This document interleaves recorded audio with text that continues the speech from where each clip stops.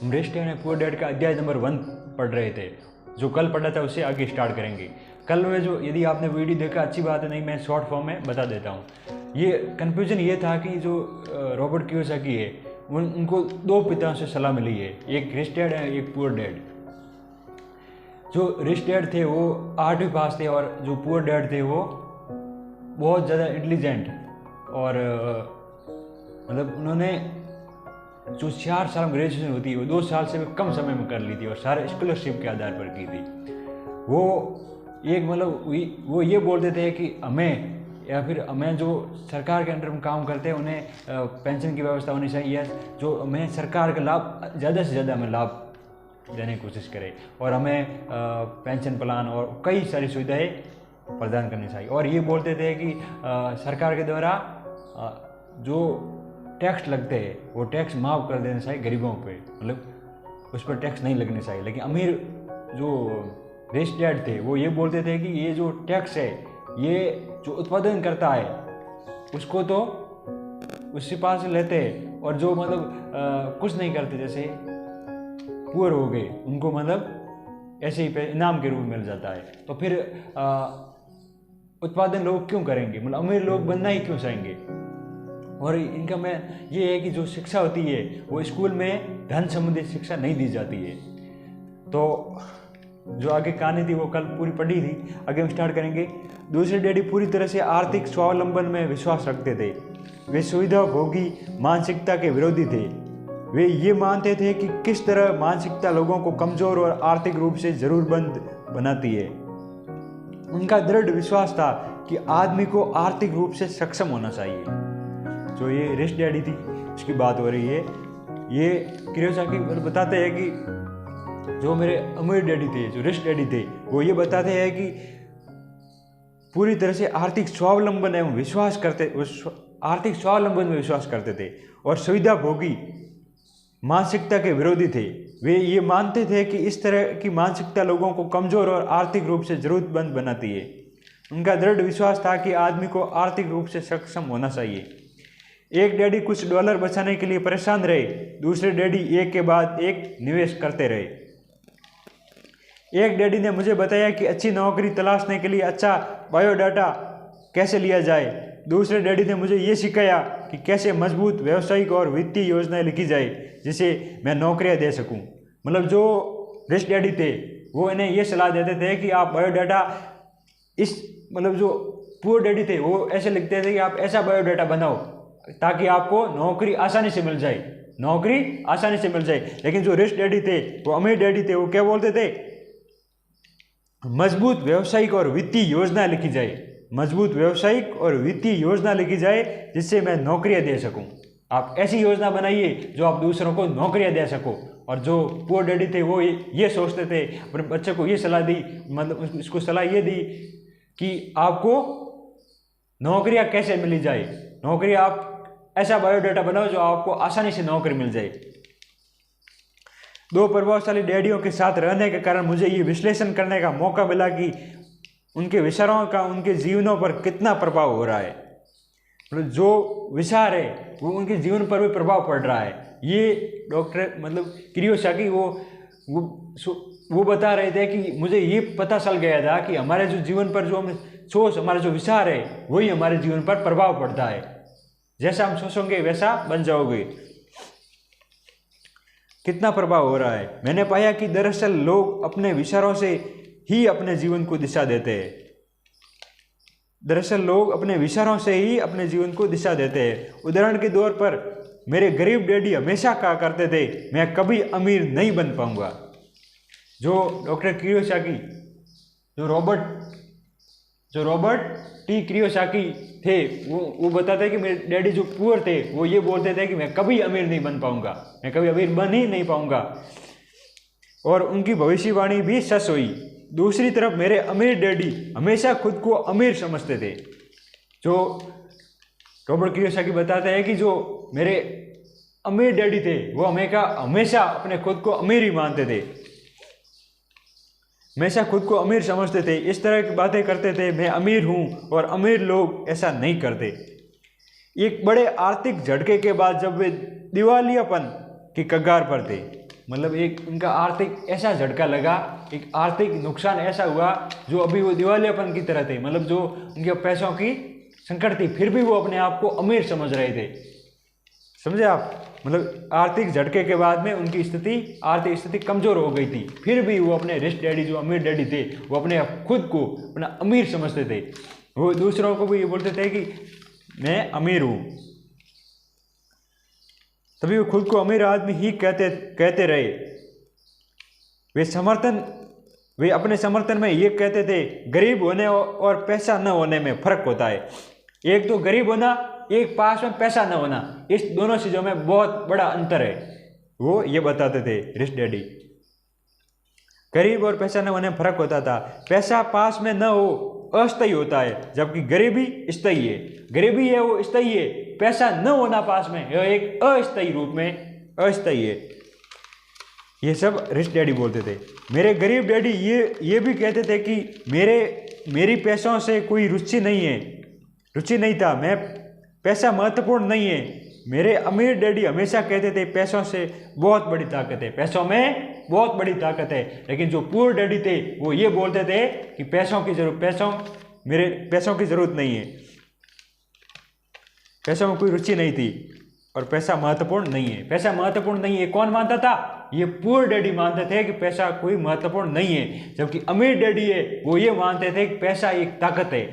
पैसा एक ताकत है, बहुत बड़ी ताकत है। हो सकता है कि अपने विचारों की ताकत को कभी भी मापा ना जा सके या फिर उन्हें पूरी तरह से समझा न जा सके, फिर भी बचपन में ही मैं समझ गया था कि हमें अपने विचारों पर ध्यान देना चाहिए। और अपनी अभिव्यक्ति पर भी मैंने देखा कि मेरे गरीब डैडी इसलिए गरीब नहीं थे क्योंकि वो कम कमाते थे, बल्कि इसलिए गरीब थे क्योंकि उनके विचारों और काम गरीबों की तरह थे। ये रॉबर्ट कियोसाकी बताते हैं कि मेरे जो गरीब डैडी थे, पुअर डैडी थे, वो गरीब इसलिए नहीं थे क्योंकि उनके पास पैसा नहीं था। वो गरीब इसलिए थे क्योंकि उनकी सोच गरीबी की थी और उनके विचार और वो गरीबों की तरह थे। दो डैडी होने के कारण मैं बचपन से ही इस बारे में बहुत सावधान हौसला था कि मैं किस तरह की विचारधारा अपनाऊं, मैं किसकी बात मानूं, अमीर डैडी की या अपने गरीब डैडी की। ये रॉबर्ट कियोसाकी सोचते थे। मैं उनके पास सलाह देने वाले दो थे, एक रिच डैडी और एक पुअर डैडी। मैं कौन सी बात मानूं, रिच डैडी की बात मानूं या पुअर डैडी की बात मानूं, क्योंकि दोनों की सलाह अलग अलग थी। वो कंफ्यूजन में थे। हालांकि दोनों ही शिक्षा और ज्ञान तो बहुत ही महत्वपूर्ण मानते थे, परंतु क्या सीखा जाए इस बारे में दोनों की राय अलग अलग थी। एक चाहते थे कि मैं पढ़ाई में कड़ी मेहनत करूं और डिग्री लूं और पैसे कमाने के लिए अच्छी से नौकरी ढूंढ लूं। जो पुअर डैडी थे वो ये अपने बच्चे को ये समझाते थे, मतलब बच्चे को ये सलाह देते थे कि तुम कड़ी मेहनत करो, पढ़ाई करने के बाद में अच्छी सी नौकरी ढूंढ लो।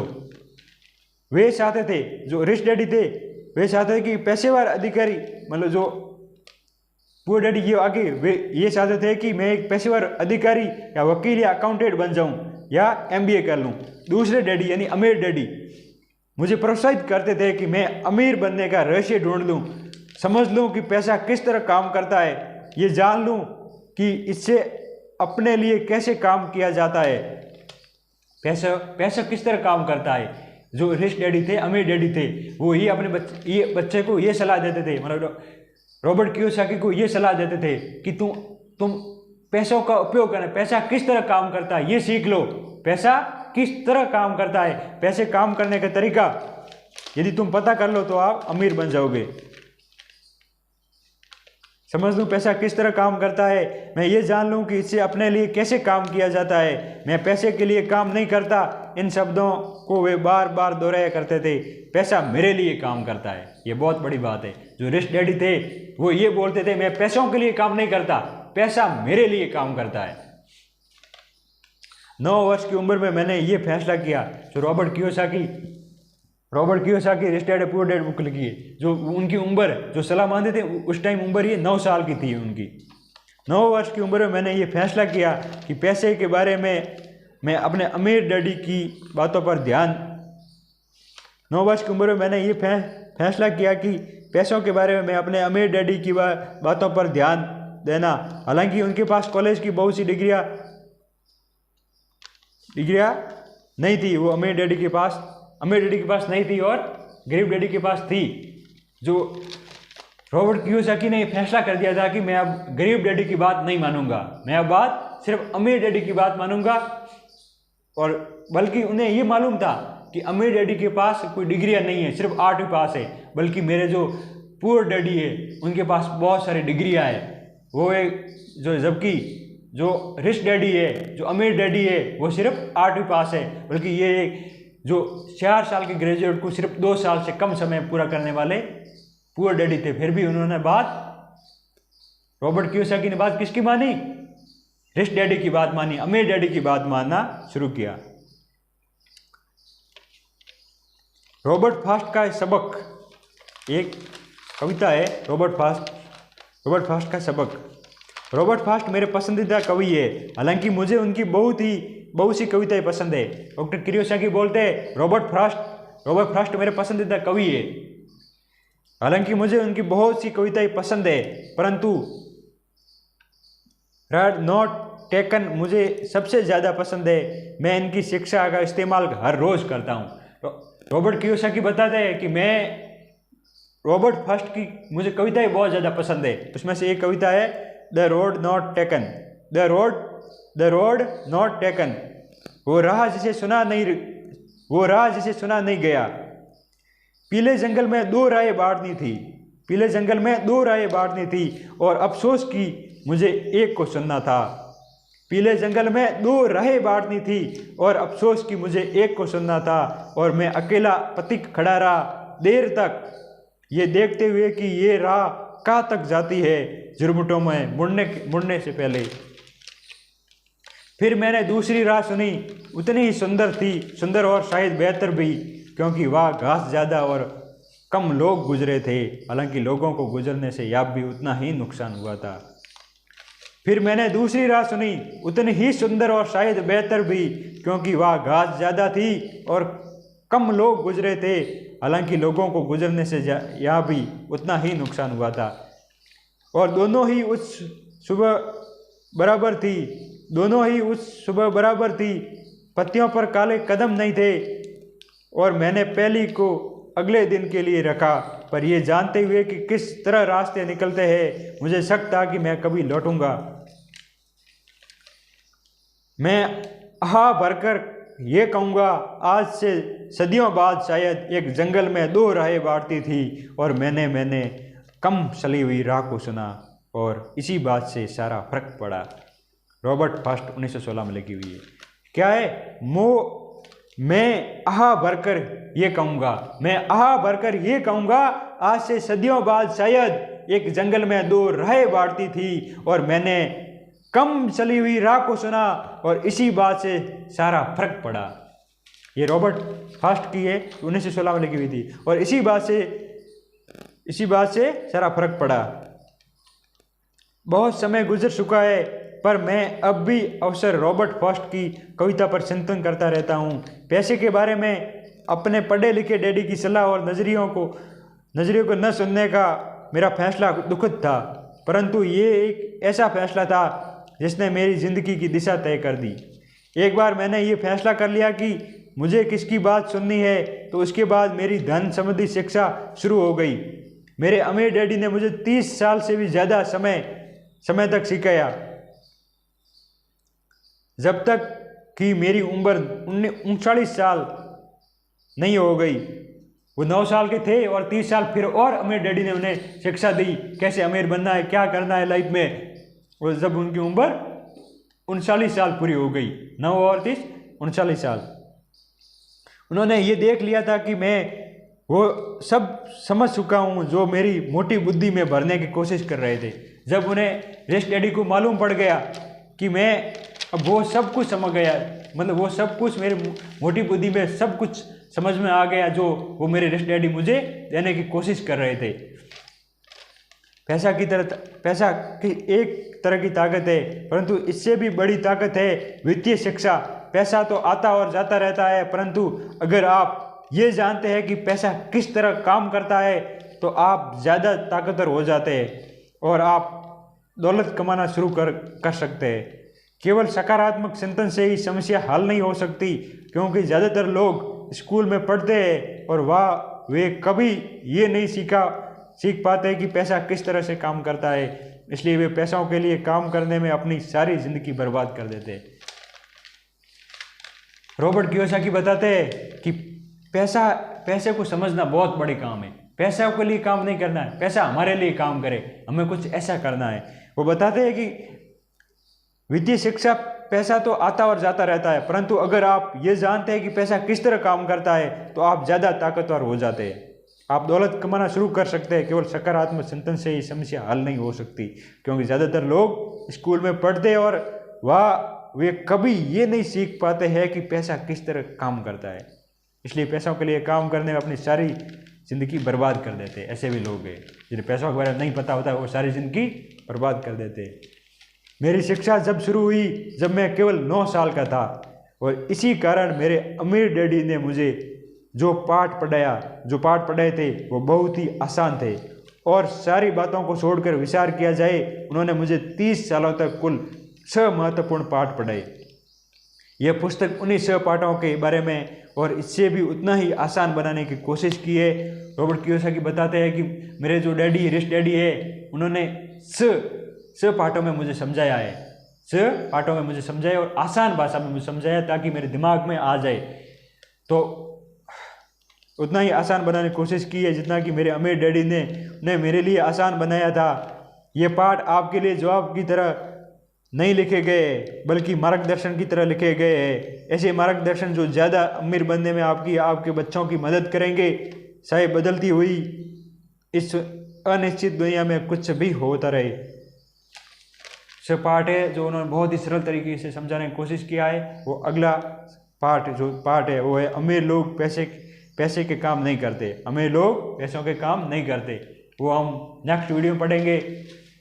एक मेरा छोटा सा आपसे निवेदन है, यदि आपको ये कहानी अच्छी लग रही है और आगे कंटिन्यूटी में रखूं तो आपसे एक हाथ जोड़कर निवेदन है कि आप इस वीडियो को ज़्यादा से ज़्यादा शेयर करें। और जो वास्तव में जो आप देखना चाहते हैं मैं 12 के बाद में क्या करूं या आगे मुझे क्या करना चाहिए लाइव के बाद, तो आगे वीडियो ज़रूर भेजें और सब्सक्राइब जरूर करें। ज़्यादा से ज़्यादा लोगों से सब्सक्राइब करें ताकि सब्सक्राइब ज़्यादा हो गए। 1 साल पूरा होने वाला है। मेरा आपसे निवेदन है कि ज़्यादा से ज़्यादा लोगों तक मेरा वीडियो पहुंचाए और ज़्यादा से ज़्यादा लोगों को अपनी ये कहानी समझाए और आप पहुंचाने की कोशिश करें। All the best.